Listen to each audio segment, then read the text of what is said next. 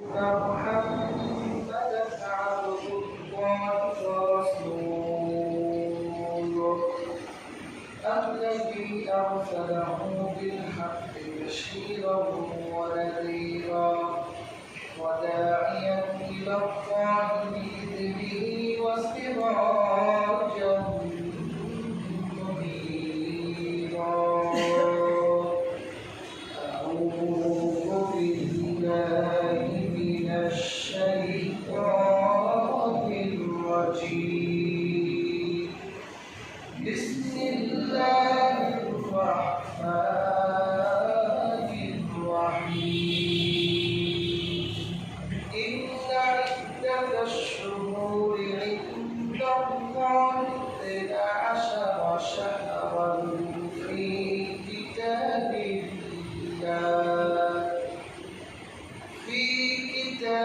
الله يوم خلق السماوات والأرض منها أربعة حرم ذلك الدين القيم إن الله وملائكته يصلون على النبي يا أيها الذين آمنوا صلوا عليه وسلموا تسليما اللهم صل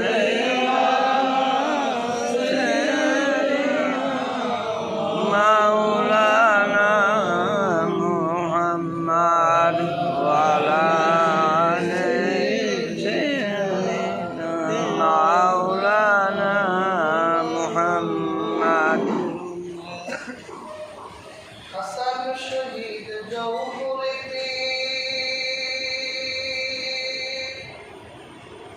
حسين شهيد كربلاء زين العابدين بندي ليلين جيدين كلا يا اللهم صل على سيدنا مولانا محمد وعلى سيدنا مولانا محمد আলহামদুলিল্লাহ শুকর আদায় করছি আল্লাহ সুবহানাহু ওয়া তাআলার নিকট যিনি আমাদেরকে আজকে শুহাদায়ে কারবালা ইশকের আশিক হিসেবে কবুল করেছেন আলহামদুলিল্লাহ। আলহামদুলিল্লাহ আল্লাহর হাবিব মুহাম্মদ সাল্লাল্লাহু আলাইহি ওয়াসাল্লাম তার আহলে বাইতদেরকে ভালোবাসার কথা বলেছেন। বিদায় হজ্জের ভাষণে আল্লাহর হাবিব বলেছিলেন যে আমি তোমাদের নিকট দুটি জিনিস রেখে যাচ্ছি। এক হাদিসে এসছে আল্লাহর কিতাব এবং রাসূলের সুন্নাত। আরেক হাদিসে এসেছে আল্লাহর কিতাব এবং আহলে বাইত। সুবহানাল্লাহ রাসূলুল্লাহ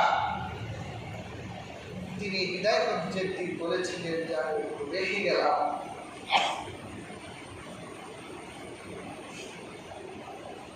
আল্লাহর হাবিব হাদিসে নববীতে আহলে বাইতের ভালোবাসার হাদিসের অভাব নাই। রাসূলুল্লাহ বলেছেন যে ব্যক্তি আমার এই দুই নাতিকে ভালোবাসবে আল্লাহ তাকে ভালোবাসবে। সুবহানাল্লাহ কি বলে আমরা ভালোবাসি, তা না হলে বাসায় তো চলে যেতে পারতাম, অনেকে চলে গেছে। ভালোবাসি বলেই থাকলাম, ভালোবাসার গভীর প্রকাশ করা।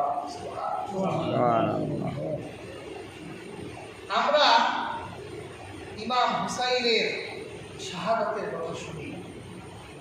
হাসানের শাহাদাত কিন্তু খুব মর্মান্তিক শাহাদাত বরণ করেছে। আল্লাহ রাসূলের এই দুইটা নাতি, হাদিস শরীফে এসেছে, এই দুইটা নাতির সমন্বয় যেন আল্লাহ রাসূল।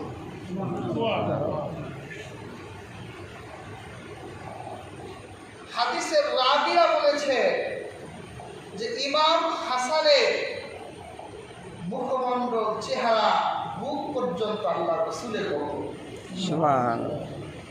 আর বুক থেকে পায়ের তালু পর্যন্ত আল্লাহ রাসূলের মতো ইমাম হুসাইন ছিলেন। তাহলে বোঝা যায় দুই নাতি আল্লাহ রাসূলের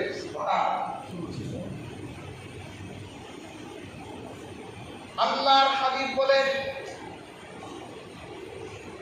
ইমাম হাসান আল্লাহ রাসূলের কাছে ছিলেন।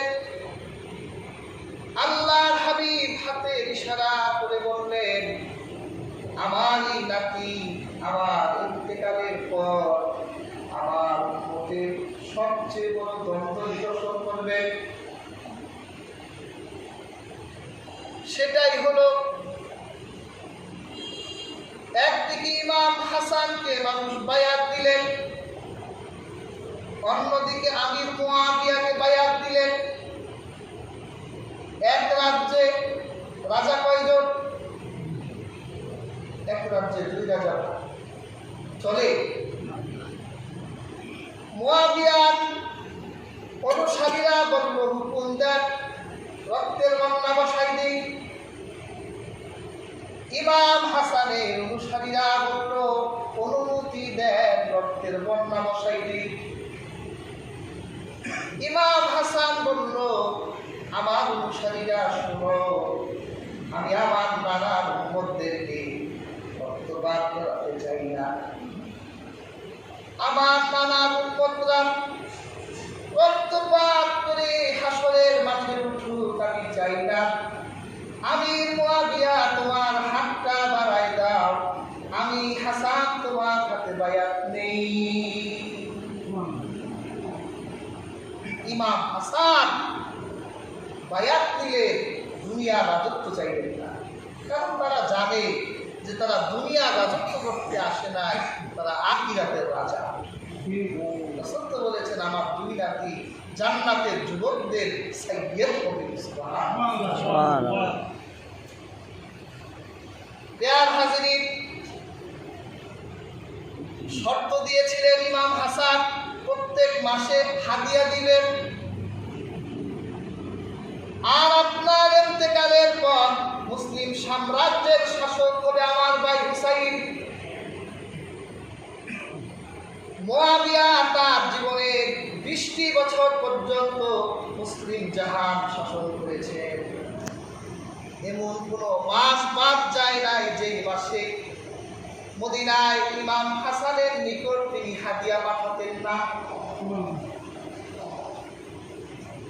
মুয়াবিয়ার ইন্তেকালের কয়েক মাস আগে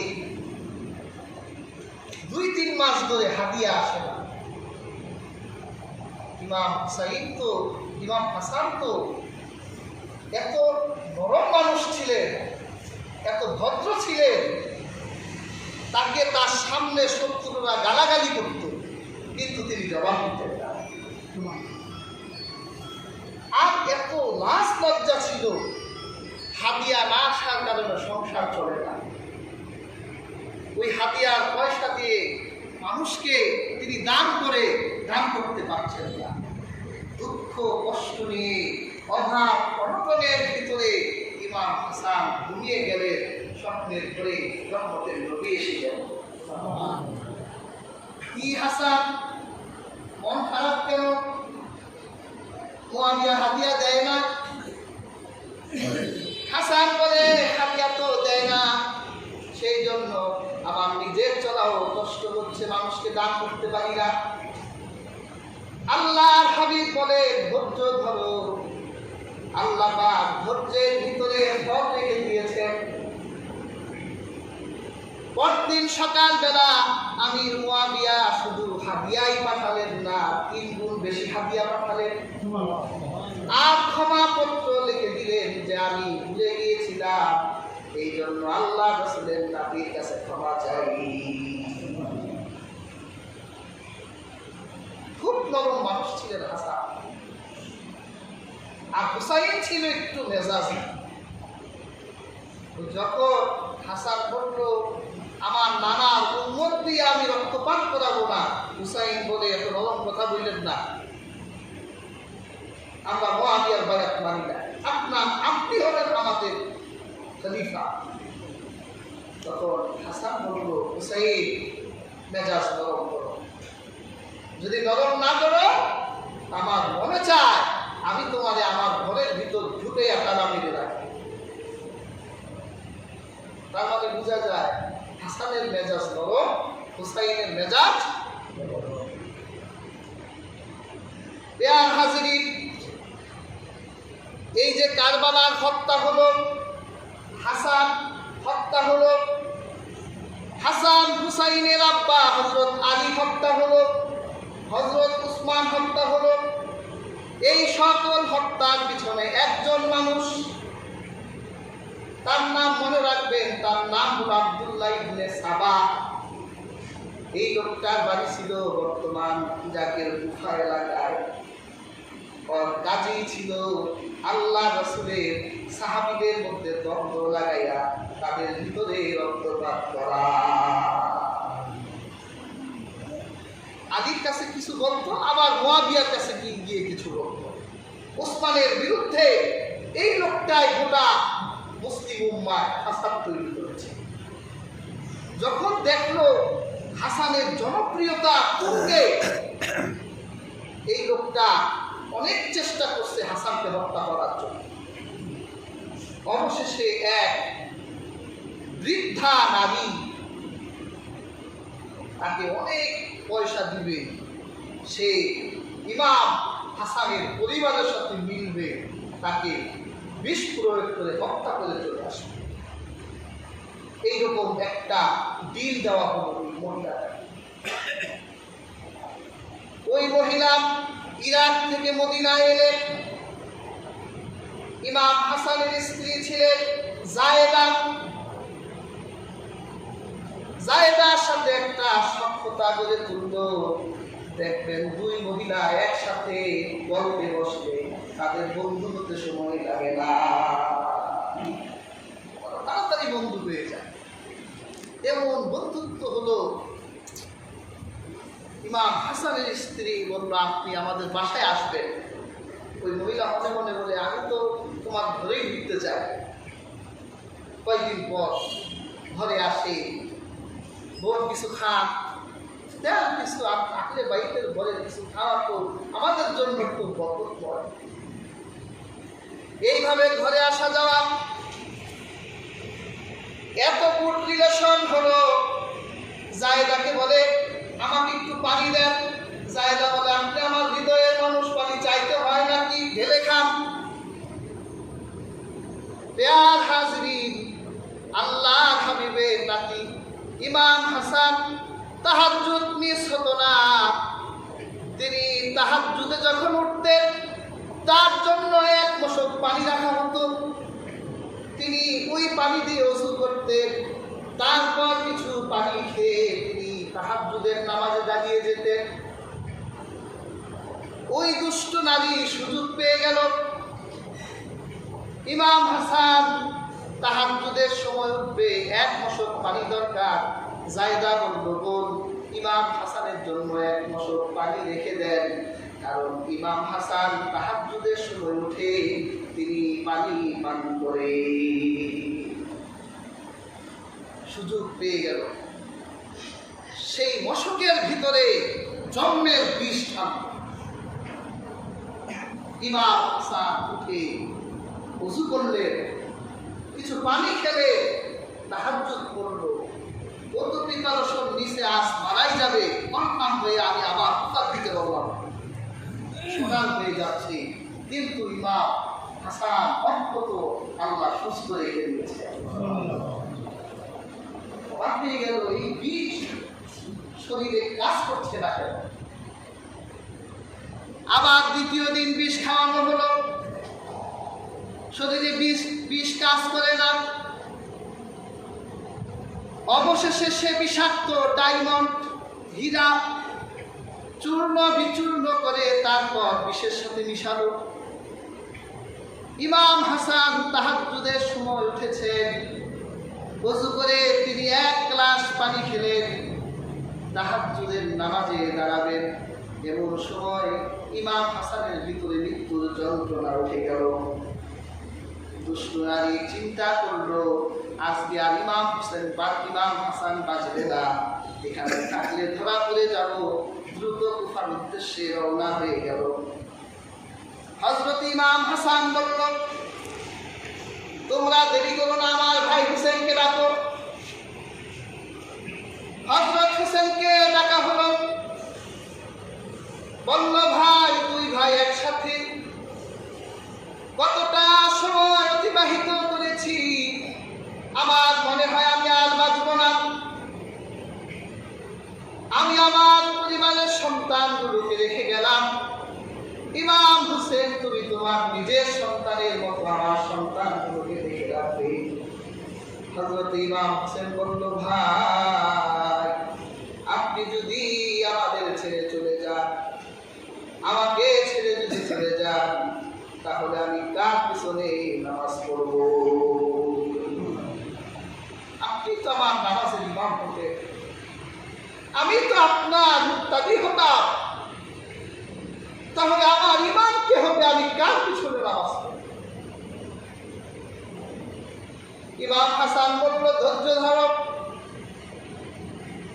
ভাই, তাহলে বলেন আপনাকে কে বিষ প্রয়োগ করলো? ইমাম হাসান বলল, আমার ধারণা যাকে নিয়ে, তার নাম তোমাকে বলবো না।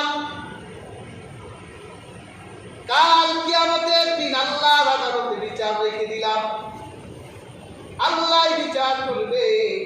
তুমি এটা নিয়ে বেশি বাড়াবাড়ি করো না, তুমি আহলে বাইতদেরকে দেখে রাখবে, আর তুমি তোমার নিজের প্রতি খেয়াল রাখবে, কারণ তোমার শত্রুর অভাব নাই। ইমাম হাসান শহীদ হয়ে গেল। আব্দুল্লাহ বিন সাবাদের চক্রান্ত সফল হয়ে গেল। এবার লাগলো কার পিছনে? ইমাম হুসাইনের পিছনে লাগলো। একটা শেষ, আরেকটাকে ধরতে হবে। জুমায় আলোচনা করেছি, ইমাম হুসাইন খেলাফতের খলিফা হওয়ার কথা ছিল, কিন্তু মুয়াবিয়া নিজের সন্তানকে খলিফা নিযুক্ত করে গেলেন। এই নিয়ে যখন মুসলিম উম্মার ভিতরে অনৈক্য তৈরি হলো, তখন এই আব্দুল্লাহ বিন সাবা চিন্তা করলেন, সে জানতে পারলেন যে ইমাম হুসাইন কোন দেশে যাক আর না যাক, ইমাম হুসাইন অবশ্যই তিনি কুফার এলাকায় আসবেন। ও আগ থেকে কুফায় চলে গেল যে আমার কুফায় গিয়েই সব নাটক সাজাতে হবে। বেয়ার হাজরিন, ওই সময় যত সাহাবী জীবিত ছিলেন সবাই ইমাম হুসাইনকে বাধা দিয়েছে, আপনি যাবেন না। এমনকি হযরত উমরের ছেলে আব্দুল্লাহ বিদায়ের সময় বলেছিলেন, হযরত হুসাইনকে লক্ষ্য করে বলেছিলেন, আস্তাউদিউকাল্লাহি মিন মাকতুল, হে শহীদ, আমি তোমাকে আল্লাহর হাতে সঁপে দিলাম। তিনি তো শহীদ হন নাই, কিন্তু তিনি জানতেন রহমতের নবীর কাছে একদিন এক ফেরেশতা এলেন, যে ফেরেশতা এর আগে কোনোদিন দুনিয়ায় আসে নাই, আর কোনোদিন এই দুনিয়ায় আসবে না। এই ফেরেশতা আল্লাহ হাবিবের কাছে এসে বলল, ইয়া রাসূলুল্লাহ, ইয়া হাবিবাল্লাহ, আপনি কি আপনার এই নাতিকে খুব ভালোবাসেন? আল্লাহর হাবিব বলল, আমার প্রাণের চেয়েও আপনি কি জানেন আপনার উম্মতদের মধ্য থেকে একজন আপনার নাতির রক্ত পান করবে? আল্লাহর হাবিব এই হাদিস ইমাম হুসাইনের শাহাদাতের 50 বছর আগেই ভুলে গেছেন। এমনকি আল্লাহ রাসূল এটাও বলে গিয়েছিলেন, আমার এই নাতির রক্ত পান করবে সে কালো দাগওয়ালা লোকটাকে আমি আমার 2 চোখেই দেখতে পাচ্ছি। রাসূলুল্লাহ এটাও বলে গেছেন, ওই সাহাবীরা তো জানতেন যে তিনি শহীদ হয়ে যাবেন। ইমাম হুসাইন গেল কেন? এর একটা কারণ হলো তার আব্বাও জানতেন তিনি শহীদ হবেন। আল্লাহ রাসূল তাও হযরত আলীকে ইশারা করেছিলেন। সেই জন্য হযরত আলী রাজধানী মদিনায় রাখলেন না, রাজধানী নিয়ে গেলেন ইরাকে। রাজধানীতে রাজার থাকতে হয়। হযরত আলী চিন্তা করলেন, আমার রাসূলের এই পবিত্র শহরে আমি কোনো রক্তপাত করতে চাই না, এই জন্য তিনি মদিনায় থাকলেন না। হযরত হুসাইন একই চিন্তা করলেন, আমি যদি মদিনায় থাকি আমি তো শহীদই হব, কাজেই আমার রক্ত দিয়ে মদিনা কলঙ্কিত হয়ে যাক, আমার রক্ত দিয়ে মদিনার ভিতরে আর রক্তপাত হোক, এটা আমি চাই না, মদিনার বাইরেই চলে যাই। এই জন্যই তিনি মূলত কুফায় গিয়েছিলেন। যখন ইমাম হুসাইন রাদিয়াল্লাহু তাআলা আনহু নারীদেরকে নিয়ে, প্রায় 30 জন নারী ছিল তার সেই কাফেলায়, আর 32 জন পুরুষ ছিল। 40 জন পুরুষ আর 32 জন নারী, 72 জন মানুষ নিয়ে তিনি রওনা হয়ে গেলেন। তিনি পথ চলতে চলতে প্রায় 2 সপ্তাহ 3 সপ্তাহ পর্যন্ত তিনি পথ অতিক্রম করে ক্লান্ত শরীরে তিনি কুফার এলাকায় ঢুকে গেলেন। তখন আল্লাহর হাবিবের একজন সাহাবী কুফায় তিনি শাসন করতেন, তার নাম ছিল নোমান ইবনে বাশির। ইয়াজিদ চিন্তা করলো, নোমান ইবনে বাশির হলো আল্লাহর রাসূলের সাহাবী, আর ইমাম হোসেন যদি এই কুফার এলাকায় ঢুকে যায় তাহলে সে প্লেস তৈরি করে দিবে। সে ফরমান জারি করলো, নোমান বিন বাশিরকে আমি অব্যাহতি দিলাম, আর তার রাজন্য বর্গের ভিতরে সবচেয়ে নিকৃষ্ট আর দুঃসাহসী উবাইদুল্লাহ বিন জিয়াদকে ওই এলাকার গভর্নর করে দিল। উবাইদুল্লাহ বিন জিয়াদ আরবের পোশাক পরে, কালো পাগড়ি মাথায় দিয়ে মুখ ঢেকে এরপর সে কুফা এলাকায় আসলো। কুফার মানুষরা খুশি হয়ে গেল, আরবের পোশাক, হয়তো আল্লাহ রাসূলের নাতি এসে গেছে। ওরা খুশি হয়ে স্লোগান দিতে লাগলো। তখন উবাইদুল্লাহ বিন জিয়াদ তার মুখ খুলে কুফার মানুষদের বলল, তোদের সাহস দেখতে পাচ্ছি না, তোরা হুসাইনকে এত ভালোবাসিস, আমি তো তোদেরকে শায়েস্তা করার জন্য এসেছি। উবাইদুল্লাহ বিন জিয়াদ রাজ দরবারে চলে গেল, তার মারায় চলে গেল। ইমাম হুসাইন রাদিয়াল্লাহু তাআলা সংবাদ যখন সে জানতে পারলো যে কুফা এলাকায় এসে গেছে, 6000 মানুষ পাঠিয়ে দিল। আচ্ছা বলে 72 জন মানুষ, এর ভিতরে 32 জন নারী, 48 জন পুরুষ, এদের বিপক্ষে 6000 মানুষ যুদ্ধ হয়। 6000 মানুষ পাঠানো হলো। ওমর ইবনে সাদ নামে এক ব্যক্তি ছিল সেখানে সেনাপতি। সে ইমাম হুসাইন রাদিয়াল্লাহু তাআলা আনহুকে বলল যে আপনি এসেছেন ভালো কথা, কিন্তু আপনি কুফায় ঢুকতে পারবেন না, কারণ আপনার চেহারা দেখলে কুফার মানুষ তো পাগল হয়ে যাবে। এই জন্য আপনাকে কুফায় ঢুকতে দেওয়া হবে না। আপনি কুফায় ঢুকতে পারেন, শর্ত একটা, আপনি উবাইদুল্লাহ বিন জিয়াদের হাতে হাত রাখবেন, আপনি এজিদের বায়াত করবেন। ইমাম হুসাইন বলল, পশ্চিম কালের রব, কোন নেশাখোর আর জানাকারের হাতে আমি বায়াত গ্রহণ করতে পারি না। উবাইদুল্লাহ বিন জিয়াদের মেজাজ খারাপ হয়ে গেল, কি এত বড় কথা বললো, তাহলে তার জন্য মৃত্যুই হবে, তার জন্য কুফা। অনেক ঘটনা শেষ করে দিচ্ছি। প্রিয় হাজিরিন, ইমাম হুসাইন রাদিয়াল্লাহু তাআলা আনহুকে কষ্ট দেওয়ার জন্য তারা ফোরাতের তীরে সেনা মোতায়েন করলো, যে এক বিন্দু পানিও যাতে তারা না খেতে পারে।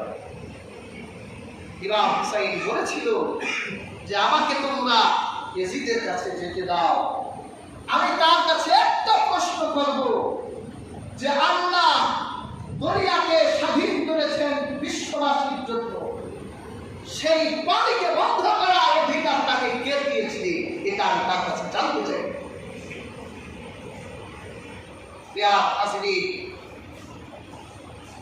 তাদের পানি শেষ হয়ে গিয়েছিল, খাবার শেষ হয়ে গিয়েছিল। তারা ফোরাতের কূলে গেলে তারা দেখতো যে ফোরাতের কূলের সেই কুকুরা শিয়ালগুলো হামাগুড়ি দিয়ে পানি খায়, কিন্তু আল্লাহর হাবিবের রক্তের বংশের মানুষগুলো এক বিন্দু পানিও তাদের কাছে পায় না।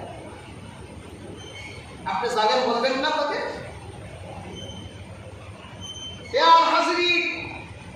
যুদ্ধের দিন যখন দুই দল দুই দিকে দাঁড়িয়ে গেল, হযরত ইমাম হুসাইন রাদিয়াল্লাহু তাআলা আনহু তাদের সামনে দাঁড়িয়ে একটা ভাষণ দিয়েছিল।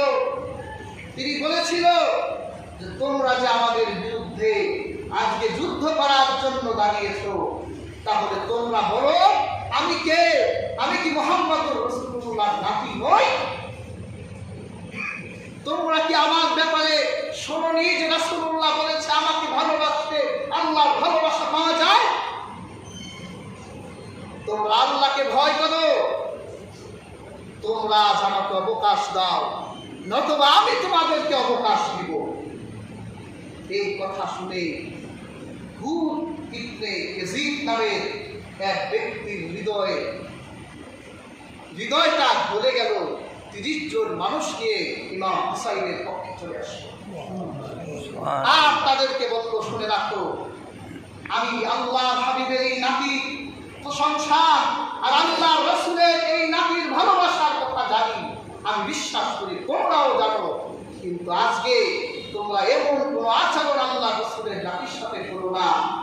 শুনে রেখো, আজকের পানির ক্ষমতা তোমাদের হাতে, কিন্তু আগামীকাল এই পানির ক্ষমতা থাকবে ইমাম হুসাইনের নানার হাতে।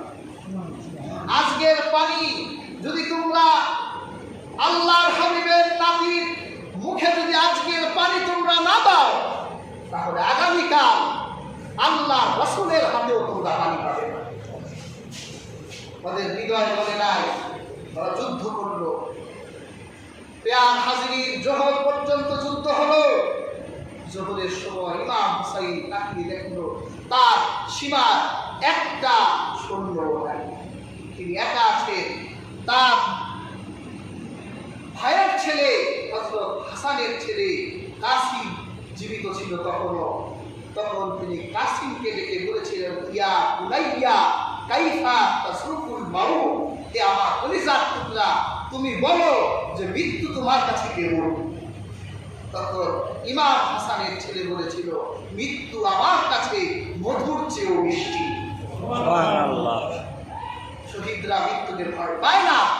ইয়া হাজিরিন, ইমাম হুসাইন রাদিয়াল্লাহু তাআলা আনহু আল বিদায়া ওয়ান নিহায়া সাক্ষী, তিনি এমন যুদ্ধ করলো তাদের সাথে, মনে হলো যেন তিনি কয়েক ঘন্টার ভিতরে হাজার হাজার ইজিদ বাহিনীকে জাহান্নামে পাঠিয়ে দিলেন। কিন্তু রোজা তো রেখেছি, শরীর ক্লান্ত হয়ে গেল। মাগরিবের সময় অনেক বর্ণনা এসছে, আসরের সময় তার শরীরটা ক্লান্ত হয়ে গেল, হাতের তলোয়ার মাটিতে পড়ে গেল, শরীরের শক্তি কমে গেল। দুটি পা কারবালার প্রান্তরে রেখে মাথাটা নিচুর দিকে ক্লান্ত শরীরে হযরত ইমাম হুসেন কি যেন চিন্তা করছেন। এমন সময় ওমর ইবনে সাদ বলল, একজন যাও তার গর্দান উড়াইয়া দাও। কিন্তু কার সাধ্য আল্লাহর হাবিবের নাতির শরীরে তরবারি দিয়ে আঘাত দিবে? একজন আরেকজনকে বলছে আমি পারবো না, তুমি যাও।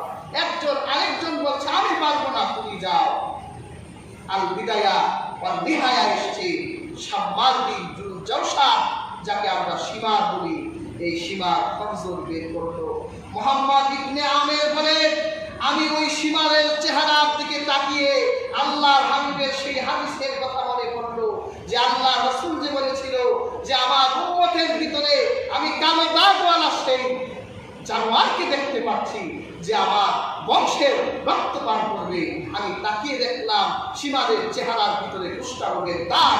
তখন রাহমাতুল আলামিনের সেই হাদিসটা আমার কাছে সত্যি পরিণত হয়ে গেল। সুবহানাল্লাহ। এই সীমা দেশে আল্লাহর হাবিবের নাতির গর্দানের উপর তলোয়ার দিয়ে একটা ভাগ করে তার মাথাটা আলাদা করে দিল। বেয়ার হাজিরিন, আর সামনে বাড়াবো না, কথা শেষ। আল্লাহ রাসূলের স্ত্রী তখন উম্মে সালামা জীবিত ছিলেন, তিনি মদিনায় থাকতেন। আর ঘটনা ঘটলো সেই কুফা এলাকায়। সকালবেলা উম্মে সালামা কান্না করছে, এলাকার প্রতিবেশীরা বলছে, হে আম্মা জান, আপনার চোখে পানি কেন? তিনি একটা শিশি বের করলেন আর বলল, দেখো এই শিশির ভিতরে রক্ত দেখা যাচ্ছে। আল্লাহ হাবিবকে আমি গত রাতে স্বপ্নে দেখলাম রাসূলুল্লাহর চুল মোবারক এলোমেলো, আল্লাহর হাবিবের চোখ দিয়ে পানি ঝরছে। আমি জিজ্ঞাসা করলাম, আল্লাহ রাসূল আপনি কাঁদছেন কেন? আল্লাহর হাবিব বলল, আমি দেখে এলাম কারবালার প্রান্তরে আমার কলিজা টুকরা মস্ত আলাদা করে দিয়েছে। আল্লাহ রাসূল কষ্ট পান নাই? আমরা আহলে সুন্নাহ ওয়াল জামাতে আকীদা রাখি যে আল্লাহ রাসূলকে কষ্ট দেয় সে কাফের। আল্লাহ রাসূলকে কষ্ট দিয়েছে এই ৬০০০ মানুষের প্রত্যেকটি মানুষ। আল্লাহর হাবিবকে কষ্ট দিয়েছে এই ঘটনা নির্দেশদাতা উবাইদুল্লাহ বিন যায়েদ, উবাইদুল্লাহ ইবনে জিয়াদ, সে কাফের। আর ইয়াজিদ নিজেও কাফের। কেন কাফের? কারণ যখন বন্দীদেরকে নিয়ে ইয়াজিদের দরবারে হাজির করা হলো, ইয়াজিদের সামনেই তার এক সেনাবাহিনীর লোক ইয়াজিদকে বলল, জনাব, মাননীয় খলিফা আমিরুল মুমিনিন, আপনি আমাকে একটা সুযোগ দেন, আমি ইমাম হুসাইনের মেয়ের সাথে একটু আনন্দ করতে চাই। এই কথাটা একজন খলিফার সামনে একজন সেনাপতি যদি সুযোগ না থাকতো এই কথা বলতে পারত?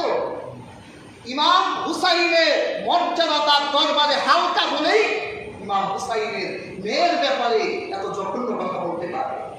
কাজে এই ইয়াজিদও ইমাম হুসাইনকে হালকা চোখেই দেখত।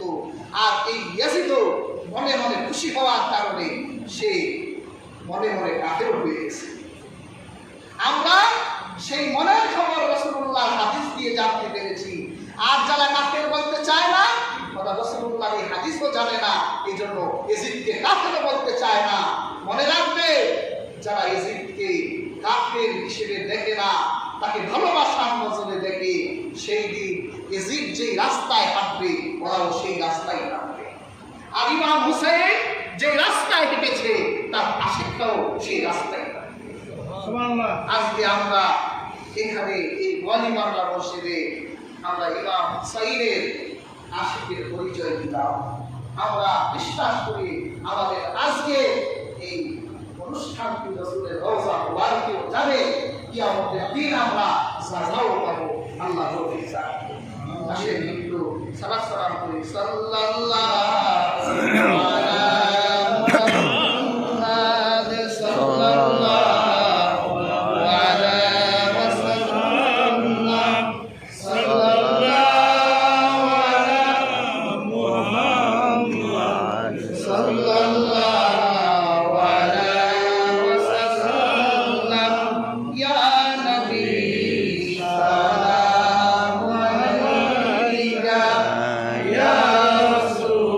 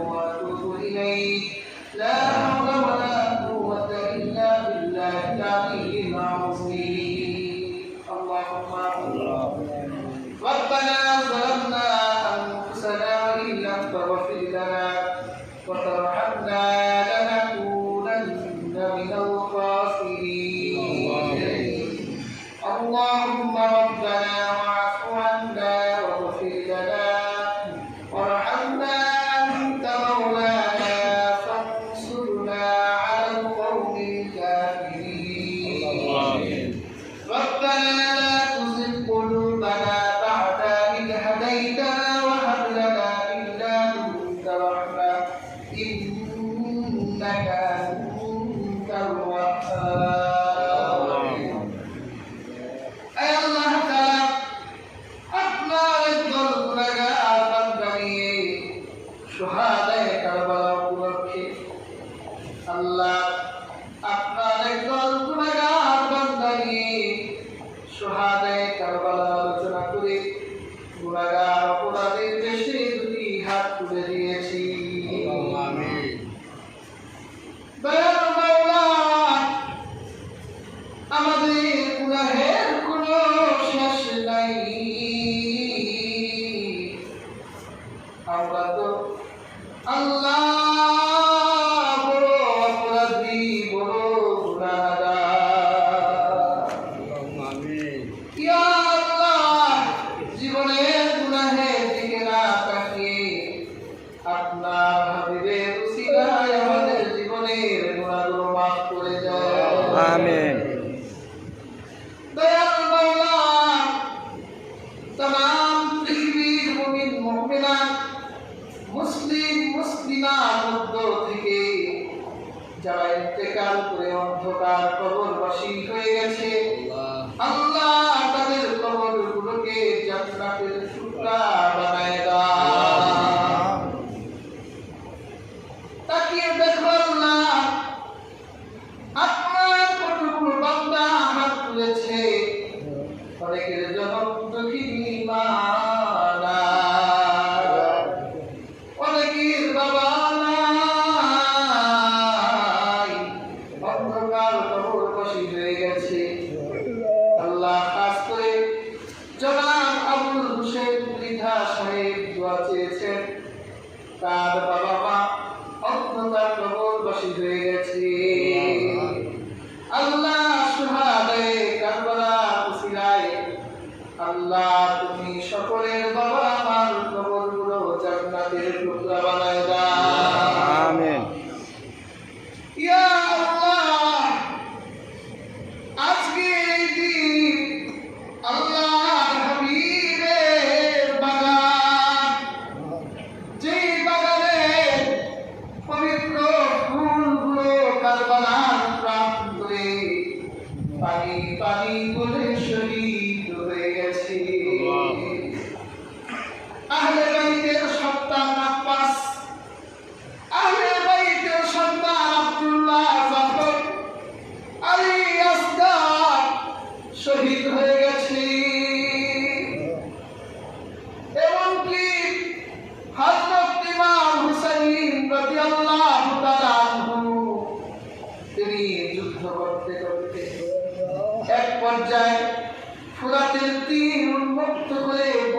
পর্যন্ত পানিতে নেমে গিয়েছিলেন। দুই হাতে অঞ্জলিতে পানি নিয়ে ইফতার করবেন। পানির দিকে তাকিয়ে তিনি বললেন, কিভাবে আমি এই পানি পান করতে পারি, যে পানির অভাবে আমার কলিজার টুকরা সন্তান শহীদ হয়ে গেল, আমাদের বংশের সন্তানগুলো শহীদ হয়ে গেল, আমাদের কারবালার প্রান্তরে আমার সাথীরা শহীদ হয়ে গেল। তিনি কারবালার পানি হাত থেকে ছেড়ে দিলেন আর বললেন, ইয়া রাসূলুল্লাহি, আমি আপনার কাছে আসতেছি, আমি আপনার সাথে জান্নাতের পানি দিয়ে ইফতার করব। আল্লাহ কারবালার শহীদদের শাহাদাতকে কবুল মঞ্জুর করে নিন। আল্লাহ আমরা কারবালা থেকে যাতে শিক্ষা গ্রহণ করতে পারি তৌফিক দেন। আল্লাহ ক্ষমতার লোভে যাতে আমরা একজন আরেকজনের রক্ত গ্রহণ না করি। আল্লাহ আমাদেরকে আপনি রহম করে, আল্লাহ আমাদেরকে আপনি পূর্ণ হিদায়াত দান করে। আল্লাহুম্মা রাব্বানা তাকাব্বাল মিন্না ইন্নাকা আনতাস সামিউল আলিম ওয়া তুব আলাইনা ইন্নাকা আনতাত তাওয়াবুর রহিম। রব্বিরহামহুমা